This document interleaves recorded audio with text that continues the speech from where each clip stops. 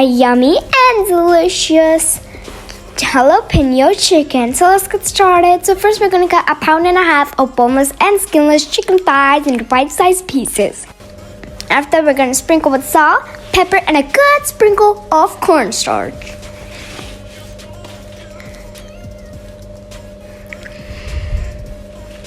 After that, mix until it's well incorporated.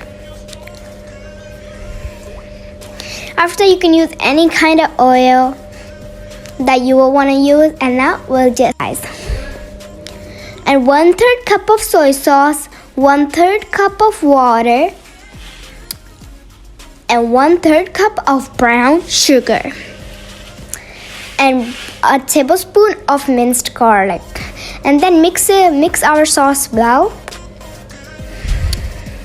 After that, we can flip our chicken thighs. Look how crispy